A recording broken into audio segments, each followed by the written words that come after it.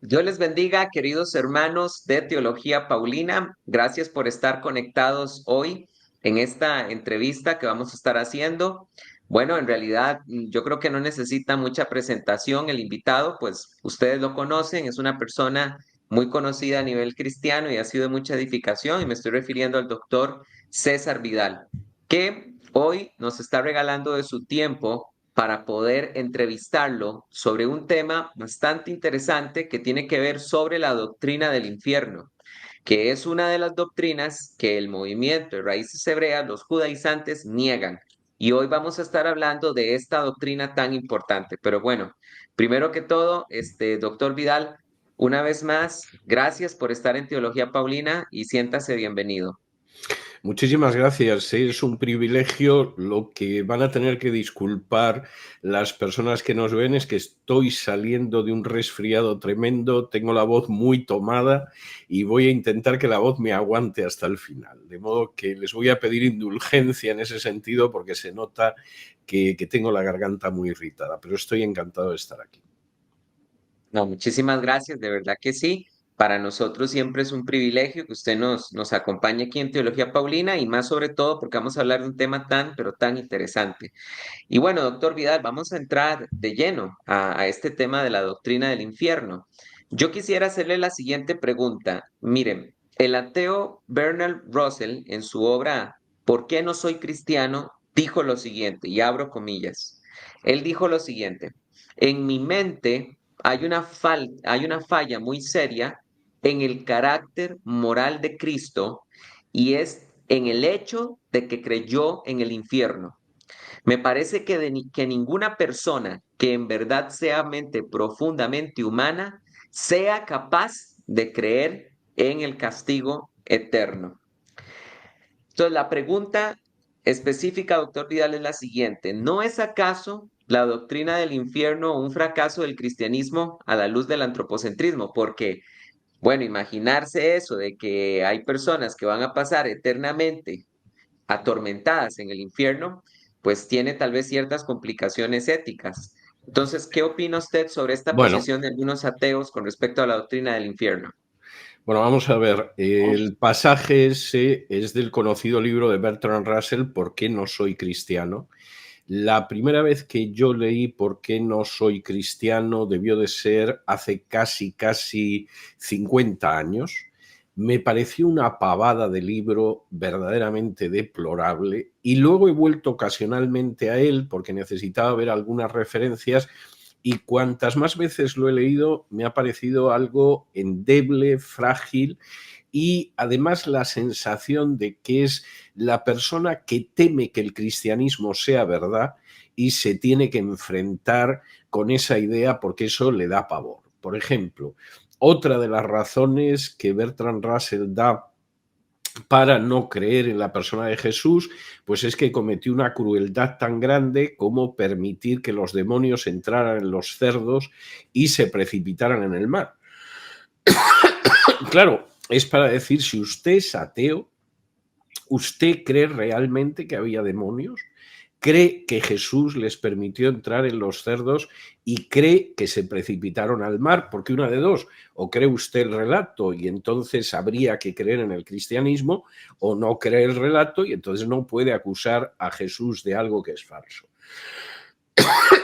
De manera que el propio libro de Bertrand Russell es muy inconsistente. Tengo que decir, por concluir esta primera cuestión, que Bertrand Russell es uno de estos casos lamentables del mundo anglosajón en que una figura que es muy mediocre intelectualmente, porque Bertrand Russell como filósofo se limitó a escribir una historia de la filosofía donde solo hablaba de los filósofos que había leído y cualquiera que lea esa historia se da cuenta de que tampoco leyó a tantos filósofos, cualquier estudiante regular de filosofía ha leído más. Y la verdad es que no aportó nada realmente al mundo de la filosofía contemporánea, pero era un inglés. Y esto es algo que pesa mucho en ciertos grupos humanos. Uno podría encontrarse con un filósofo de Guatemala, de Chile, de Paraguay, que fuera un personaje genial y no lo conocería nadie, pero si tuvo la suerte de nacer en Estados Unidos, en Gran Bretaña, o ser un judío, pues resulta que nos repiten una y otra vez que fue un personaje genial, aunque fuera tan mediocre intelectualmente como Bertrand Russell y yo diría que tan malvado personalmente como Bertrand Russell. Yo creo que a Bertrand Russell le aterraba la idea de que el cristianismo fuera verdad e intentó autoconvencerse, como yo he visto a otra gente, de que no podía ser cierto. Y ahí lo mismo entraban los demonios dentro de los cerdos precipitándose en el mar que la creencia en un castigo eterno. Claro.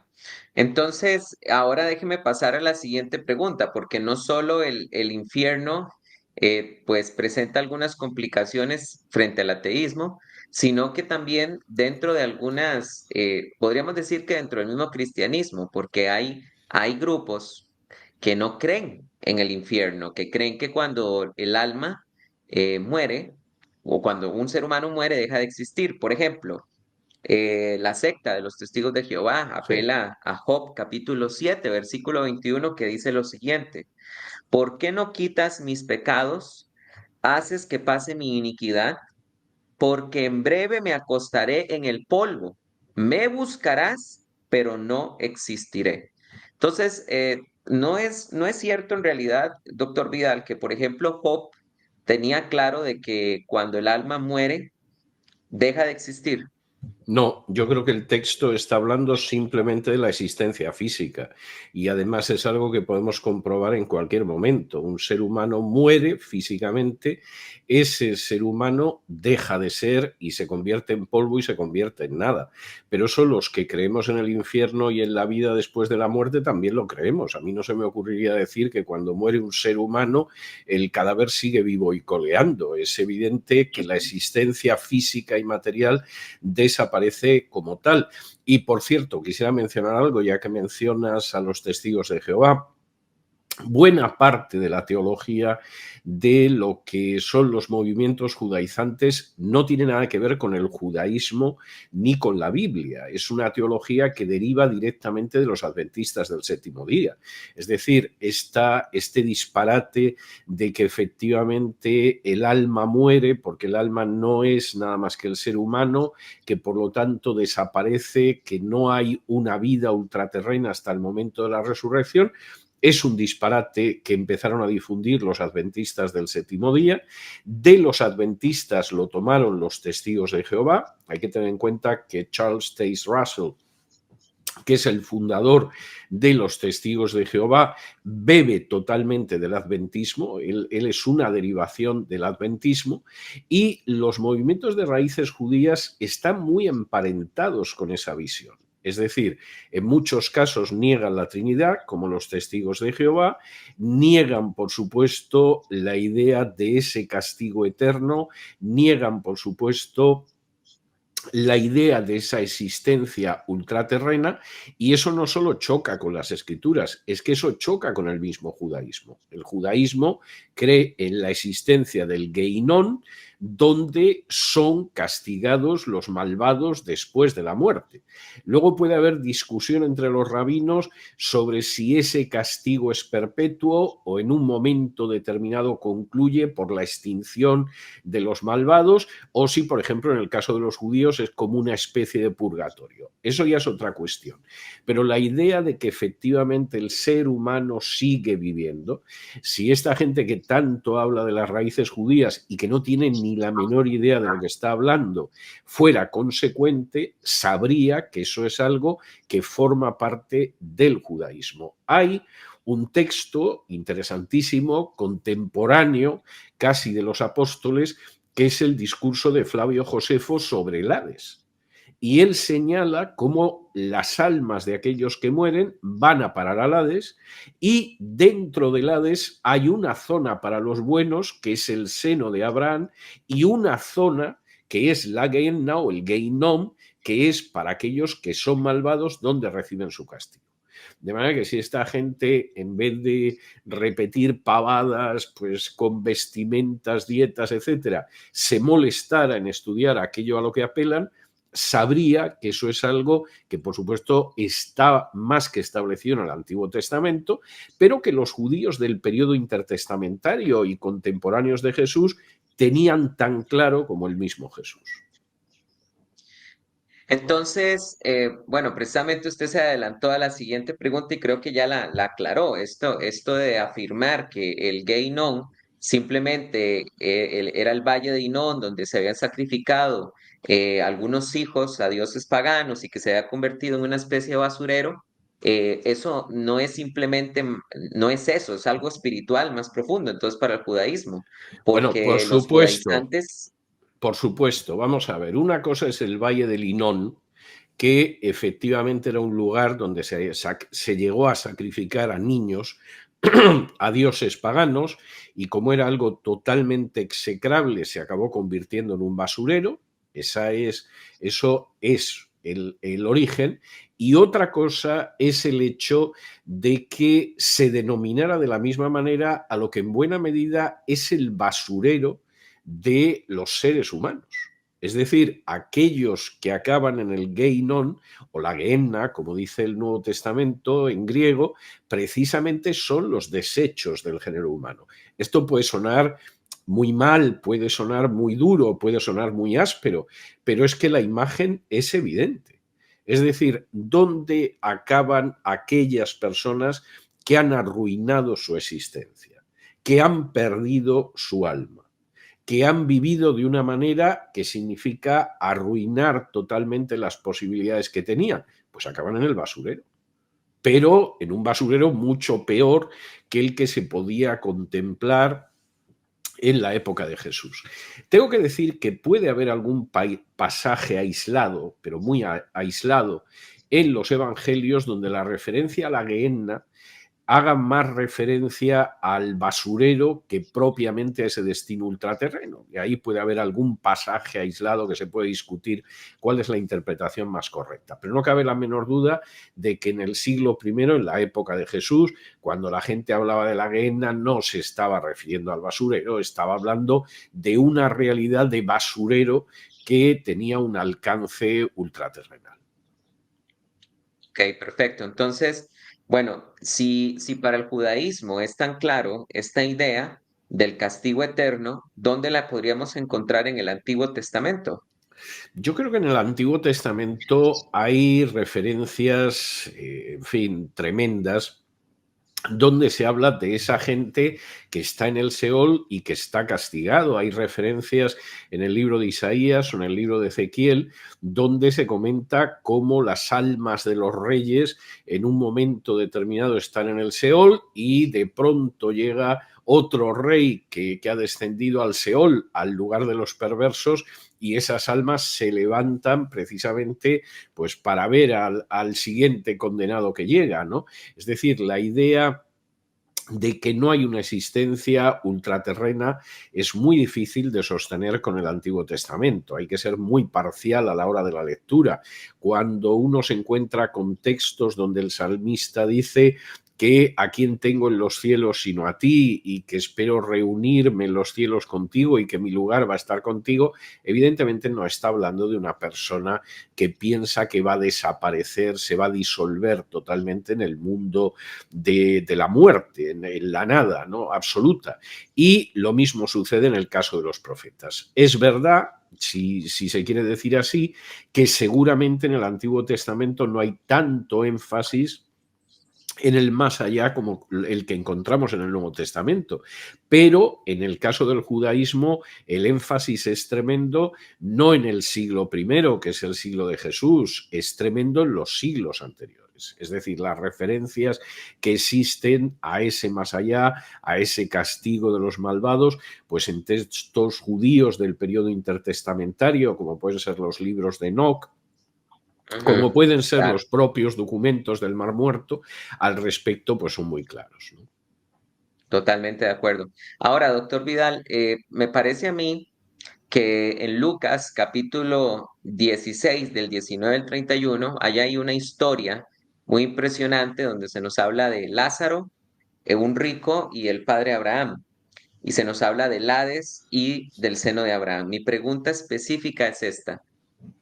Muchas veces esa historia se utiliza para defender esta doctrina de la existencia del alma después de morir y el castigo eterno, pero muchos apelan a que es una parábola. ¿Es una parábola, sí o no? Es una parábola, pero las parábolas nunca cuentan cosas que no son reales. Es decir, la parábola siempre cuenta un hecho real con una aplicación espiritual. Por ejemplo, la parábola del sembrador habla de algo que puede contemplar cualquiera, y es que un sembrador sale a sembrar y hay una parte de la semilla que se comen los pájaros, una parte de la semilla que no llega a echar raíces, etcétera. Eso tiene una aplicación espiritual, pero lo que cuenta son hechos absolutamente reales. En ningún momento hay una parábola donde se dice que alguien sale a sembrar trigo y luego lo que recoge son calabazas, porque efectivamente eso no se corresponde con la realidad. Y cualquiera de las parábolas que uno pueda examinar de Jesús son parábolas que siempre cuentan hechos de la vida real que lógicamente tienen un significado espiritual. La historia del hijo pródigo es un hecho de la vida real, un muchacho que destroza su vida y que el padre, sin embargo, le ama y cuando le ve a lo lejos, pues echa a correr hacia él y lo besa y lo abraza, ¿no? En la historia de los pescadores que recogen peces y cuando llegan a la orilla desechan los malos y se quedan con los buenos, es una historia de la vida real. Y la parábola de Lázaro y del hombre rico es una historia de la vida real. Es decir, el hecho de que finalmente hay dos personas que pueden haber tenido una suerte muy diferente en esta vida, uno haber tenido una vida verdaderamente miserable y el otro haber tenido una vida de enorme abundancia, y el hecho de que la vida de uno haya sido miserable no determina que su destino eterno vaya a ser miserable, y el hecho de que la vida de uno haya sido paradisiaca en este mundo no determina que vaya a ser así también en el otro. Y efectivamente aparece esa división de la que hablaba Flavio Josefo, es decir, las almas de esos fallecidos, lejos de quedarse en una situación de letargo o de desaparecer totalmente, lo que sucede en última instancia es que en el caso de los que son salvos iban a parar al seno de Abraham, y en el caso de los condenados pues iban a parar a la parte del Hades que era conocida como la Gehenna o el Geinón. Hay que tener también en cuenta otro aspecto que a mí me parece muy importante, y es que la parábola del hombre rico y Lázaro también reproduce la situación previa a la ascensión de Cristo. Es decir, estamos hablando de una época de la historia en la que Cristo todavía no ha recogido las almas de los justos que estaban en el seno de Abraham y que, como dice Efesios 4, en un momento determinado, Él los llevó con Él cuando ascendió a los cielos. Es decir, estamos hablando de una época en que todavía esos justos estaban en el seno de Abraham, que evidentemente era mucho mejor que estar como estaba el hombre rico en el Hades, pero todavía no era esa plenitud que se produce después de la muerte y la resurrección de Cristo, cuando al ascender Él lleva consigo a toda esta gente.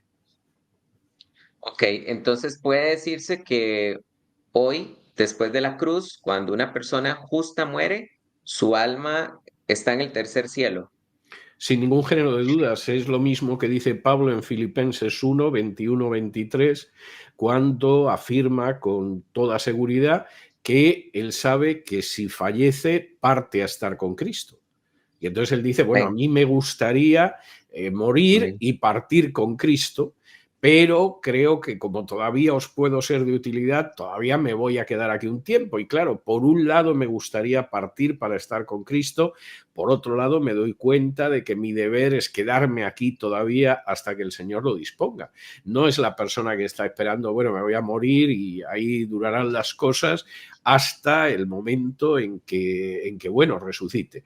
Por otro lado, y esto es muy relevante, la doctrina de la resurrección no tiene ningún sentido si se cree que todo el ser humano es el alma y que eso desaparece en la muerte.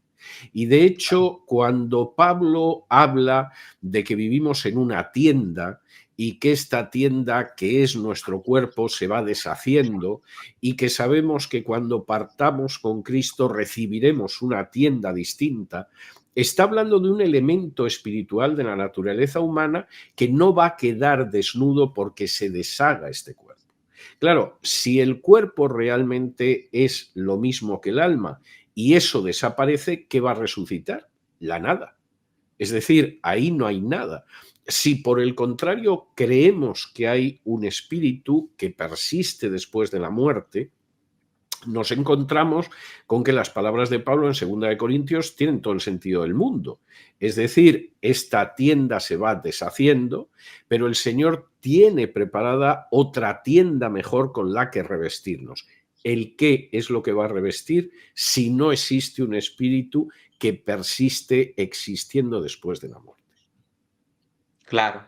Ahora, doctor Vidal, la historia de Lázaro y el rico es muy contundente, como usted viene explicándolo, ¿verdad? Señala acontecimientos reales. Pero fuera de la historia de Lázaro y el rico, ¿existen en el Nuevo Testamento algunos otros pasajes que nos apunten a la doctrina del castigo eterno?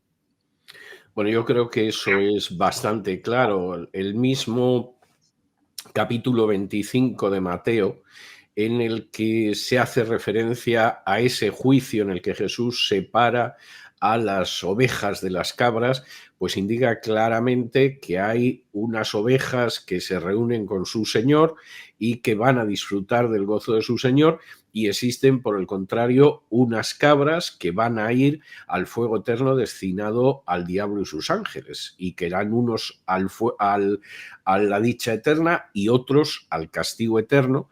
Y el término que aparece para castigo, que es colasis, es que realmente no deja más lugar que la idea de castigo. O sea, es un castigo que va a durar eternamente, que no es parcial, como pretende la teología católica con las penas del purgatorio, o pretendía algún padre de la Iglesia, sino que efectivamente es un castigo que se va a extender por toda la eternidad. Claro, si usted nada más me permite leer el pasaje que acaba de usted mencionar, es Mateo 25:41, que dice: entonces dirá a los de la izquierda, apartados de mí, malditos al fuego eterno preparado para el diablo y sus ángeles. Ahora me gustaría hacerle una pregunta con respecto a un pasaje muy, muy interesante que está en Primera de Pedro. Permítame leérselo Sí. para hacerle la pregunta. Este pasaje es Primera de Pedro, capítulo 3, los versículos 19 y 20. Voy a leer, dice así la Biblia.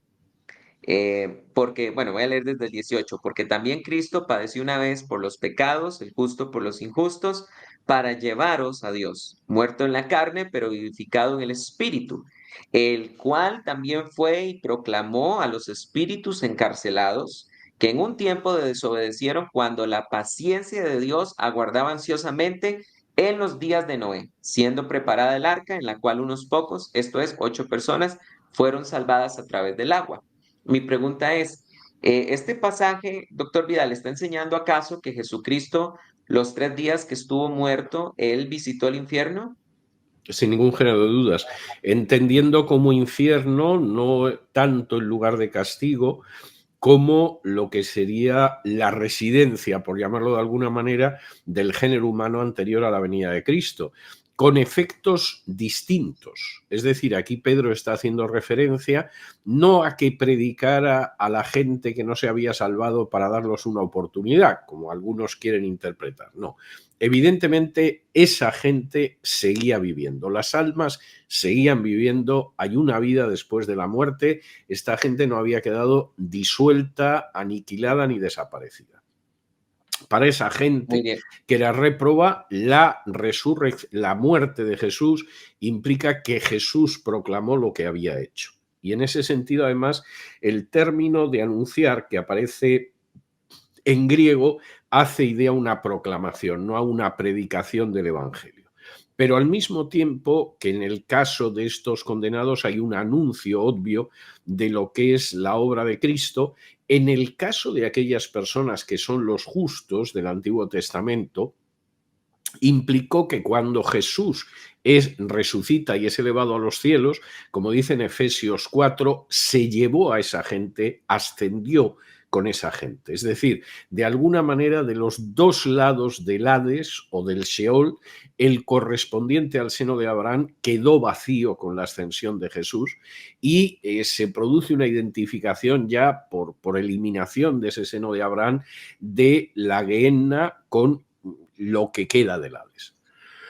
Claro. Ahora, nos quedan dos preguntas más. Hay unos términos muy interesantes y es que la Biblia utiliza estos términos. Bueno, la Biblia habla del Seol Sí. y el Abadón, sobre todo en el libro de Job, Job 26:6. Luego en el Nuevo Testamento encontramos la expresión Hades, abismo, y en el griego tártaro, en segunda de Pedro, capítulo 2 versículo 4. Entonces, Seol, Hades, Abadón, abismo y tártaro. 5 expresiones que se usan. Mi pregunta específica es, ¿todos estos términos se refieren a un mismo lugar? ¿Son lo mismo todas estas cosas o se refiere a diferentes mazmorras de maldad? No, vamos a ver, son cosas distintas. El Hades y el Sheol es lo mismo. En el Antiguo Testamento se utiliza el término Sheol, que etimológicamente podría significar el devorador. No es claro, pero es bastante posible que tenga la idea de devorar, porque a fin de cuentas la muerte devora de alguna manera. Esa imagen de que es devorada, pues es bastante claro. Por supuesto, al Sheol va la gente muerta, pero tenemos incluso casos, como aparece muy claro en la Torá, donde se habla de que descendieron vivos al Sheol. En un momento Mm. determinado, en la travesía en el desierto, Dios acaba expresando su ira contra gente que es rebelde en Israel, la tierra se abre y descienden vivos al Sheol, lo cual es bastante claro. El Hades es exactamente igual que el Sheol. La diferencia es etimológica en el sentido de que Hades significa en realidad lo invisible, y yo tengo la sensación de que los traductores de la Biblia al griego decidieron cambiar Sheol por Hades, porque Hades era también el nombre, lo invisible, era el nombre del lugar ultraterreno para los griegos. Y entonces era una manera de poder expresar a esos griegos que leían la traducción de la Biblia al griego, pues que era el lugar donde seguían sobreviviendo los muertos. Esta es una idea bastante clara. De manera que eso sería el Hades y el Sheol. El Tártaro es una parte del lugar de castigo que está reservada a ciertos ángeles. Cuando se lee el texto en su contexto, se ve que es una referencia a un lugar específico de castigo de ciertos ángeles. Y esto explica que exista una palabra en español y en otras lenguas que es la palabra tártaro para definir a ciertos pueblos asiáticos, porque cuando estos pueblos se desplazan hacia Occidente y van arrasando todo a su paso, lo que empiezan a afirmar en la Edad Media los países occidentales es que estos tártaros proceden del mismo infierno y por eso les dan ese nombre de tártaros que se aplica en este sentido. Abadón y abismo depende del contexto.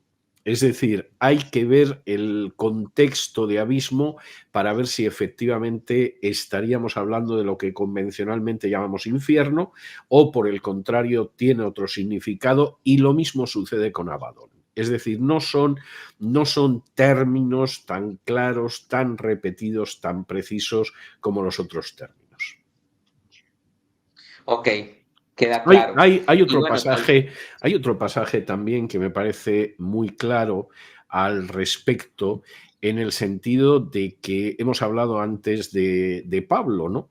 Pero hay un pasaje, yo creo que muy claro en Apocalipsis, si no me falla la memoria, Apocalipsis 6, donde se habla de esas almas que estaban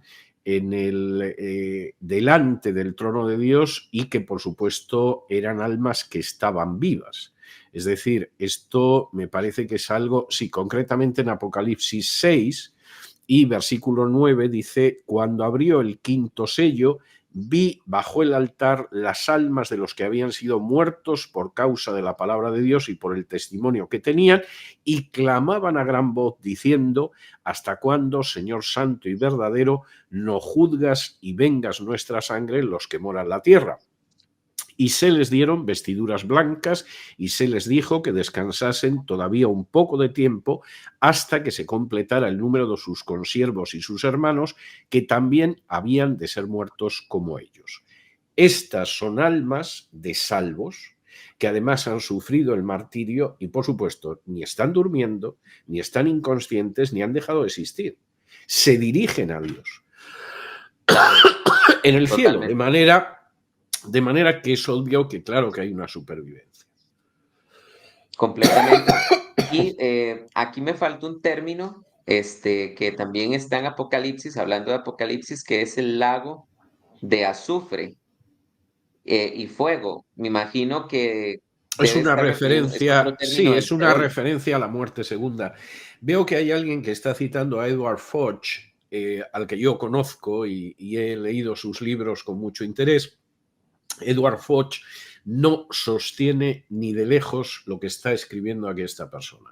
Edward Foch cree que el infierno tiene una duración parcial, pero en absoluto sostiene la inconsciencia de las almas después de la muerte, ni cosa parecida. Es decir, Edward Foch cree además en el infierno y cree que hay un castigo en el infierno, no es un aniquilacionista, pero formaría parte de aquellos que piensan que aunque el castigo es eterno y ese castigo es irreversible y no hay vuelta atrás ni segunda oportunidad, sin embargo, hay un momento en que la gente condenada dejará de existir, que es una posición que sostienen algunos teólogos evangélicos, como es el caso de John Stott, es el caso de Edward Foch, que no es el más brillante ni el más importante, pero es norteamericano y entonces lógicamente se ha hecho más conocido, pero Edward Foch ni sostiene la idea del aniquilacionismo, como sostienen adventistas o testigos de Jehová, ni sostiene que caemos en un letargo, en un sueño, ni sostiene tampoco que el alma sea algo que de alguna manera duerme o muere o cosa parecida. La única diferencia entre Foch y otros teólogos evangélicos sería el hecho de que él cree en un infierno eterno, en un castigo eterno, en un castigo que es irreversible, pero que en un momento determinado deja de ser consciente porque esa persona es totalmente aniquilada. Gracias por aclarar esto. Y bueno, doctor Vidal, nos queda una última pregunta que considero yo que es la más importante porque nos lleva hacia la persona de Jesucristo.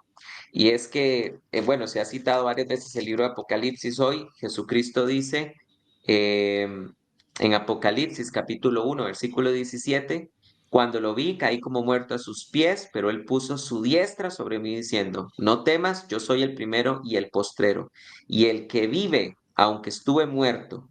Pero he aquí que vivo por los siglos de los siglos y tengo las llaves del Hades y de la muerte. ¿Qué significa, doctor Vidal, esta expresión de Jesucristo? Tengo las llaves del Hades y de la muerte. Es obvio que el único que ha podido sacar a la gente del Hades y que ha devuelto la vida a los muertos es nuestro Señor Jesucristo.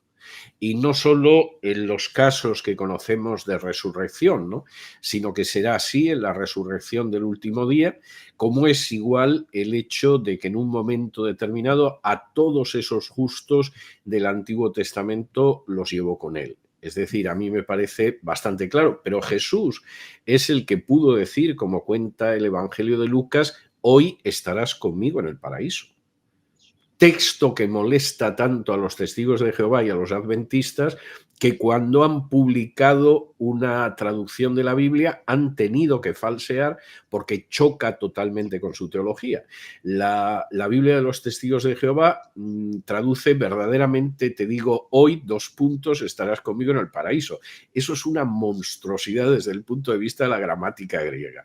Y los adventistas, que hace unos años, los adventistas son bastante más taimados que los testigos de Jehová. Los testigos de Jehová se les ve venir, los adventistas en ese sentido son más peligrosos, ¿no?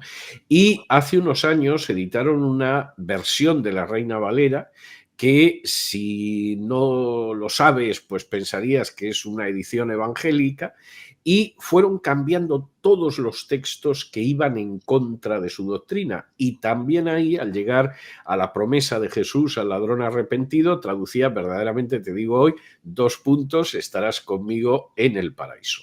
Hay una edición, por cierto, interesante, de la Biblia publicada por los adventistas del séptimo día. Yo creo que no la han sacado en español, yo solo conozco la edición inglesa, donde han ido cambiando todos los textos que no les gustan, parafraseándolos.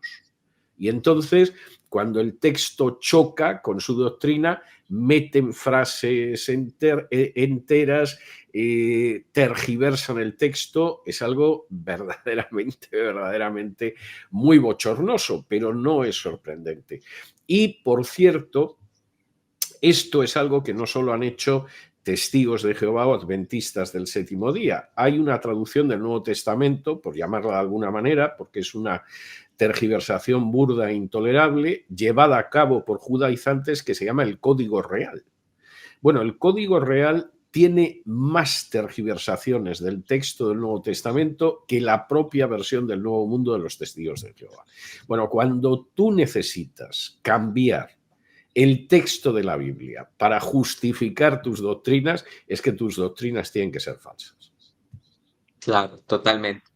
Doctor Vidal, aquí hay personas que le están deseando que se mejore en la salud. Aquí Yo también María le dice tengo, que se cuide.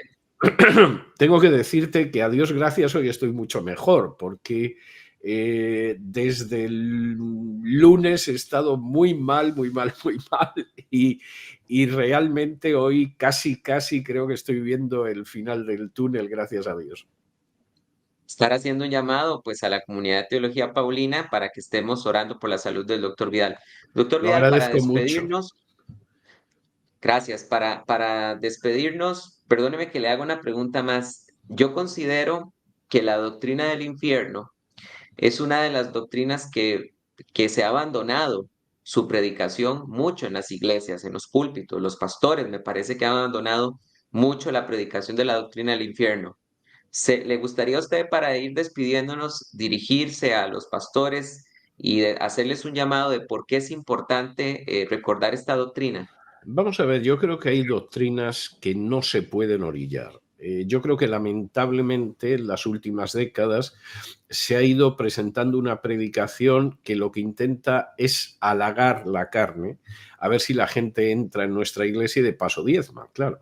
Entonces, para halagar la carne, estamos ofreciendo a la gente que no se va a poner nunca enferma, que va a tener una situación de prosperidad material, que va a dominar una especie de código mágico en el cual hace una proclamación, hace un pronunciamiento y eso se cumple, como si dependieran del mago Merlín. Yo he llegado a ver libros incluso de las confesiones que hay que hacer en cada caso para que se cumpla, como si fuera un libro de brujería, y esto no es lo que enseña la Biblia. La Biblia es muy clara en el sentido de que hay que ofrecer una predicación en la que lo primero que se le dice al ser humano es que está perdido. El ser humano está a la altura de una oveja que se ha descarriado. No es muy agradable que te comparen con una oveja. Si además es una oveja descarriada es menos, pero es la comparación de Jesús. El ser humano está perdido como una mujer que se le pierde una moneda. El ser humano está tan perdido en términos generales como ese muchacho estúpido que es el hijo pródigo, que dilapida su herencia y que se encuentra en una situación donde no tiene acceso ni a la comida de los cerdos. Y la primera parte de la predicación del Evangelio es dejar eso claro. Y cualquiera que lea lo que es las predicaciones del Evangelio en el libro de los Hechos, es siempre una predicación que hace referencia a la situación de perdición. Vosotros habéis matado al Mesías, vosotros habéis rechazado al que os envió Dios, etc. La segunda parte de esa predicación es decir que hay esperanza, que hay un camino de salvación, porque si efectivamente uno persiste en la perdición en la que se encuentra ahora, esa perdición se convertirá en una perdición eterna, y esa perdición eterna no es algo banal, no es una tontería. Y a partir de ahí hay que presentar el mensaje de salvación. Como dice Hechos 4, 11 y 12, no existe otro nombre bajo el cielo dado a los hombres por el que puedan ser salvos, salvo el Amén. nombre de Jesús. Y eso es muy Amén. claro. Y cuando eso se pierde de vista, bueno, pues se corre el riesgo de acabar predicando otro evangelio. Y entonces inventarte unas raíces judías que no tienen nada que ver, pero en absoluto ni con el mensaje de la Biblia, ni siquiera muchas veces con el mensaje del judaísmo, sea o no más o menos cercano a la Biblia, y que es algo ridículo, aunque dentro de la carne a uno le parezca que es muy satisfactorio pensar que tiene un conocimiento superior a otros y que además guarda el Shabbat y por lo tanto es superior a otro, o cosas por el estilo. Es algo que se contempla en el Nuevo Testamento, que aparece en Gálatas o que aparece en Colosenses. Esa gente que piensa que efectivamente se entronque con unas supuestas raíces judías o con un conocimiento superior tiene relevancia, y que Pablo desmonta muy bien tanto en Gálatas como en Colosenses, mostrando que al final la salvación no pasa nada más que a través de la fe en Jesús, no de las obras de la ley, y que por supuesto esa salvación es la que nos libra de la condenación eterna. Totalmente de acuerdo. Doctor Vidal, siempre es un gusto tenerlo acá en Teología Paulina. Gracias porque hemos disfrutado bastante esta entrevista. Las preguntas se fueron muy rápido y los minutos también muy rápido. Y gracias una vez más por estar aquí en Teología Paulina. Sí, yo estoy encantado, y además espero que la gente que nos haya visto durante estos minutos, como espero que sean salvos, no pasarán por la experiencia del llanto y el crujir de dientes, que si realmente las almas mueren en el momento del fallecimiento del cuerpo, y si no hay vida después de la muerte ni cosa parecida, yo quisiera saber dónde está ese llanto y ese crujir de dientes, que es bastante claro. La imagen, bueno, se puede hablar de que es simbólica, pero evidentemente no está hablando de algo bueno ni de algo que no vaya a sentir la persona. Ha sido un placer estar con vosotros. Lamento que el estado de mi garganta y de mi sistema fónico no esté en óptimo estado, pero verdaderamente ha sido un placer y un privilegio el poder servirles. No, el placer es nuestro poder compartir con usted. Gracias, doctor Vidal, y muchas gracias también a la comunidad de Teología Paulina que estuvo conectada con nosotros todo este tiempo. Que Dios les bendiga y que tengan mucha paz. Hasta luego.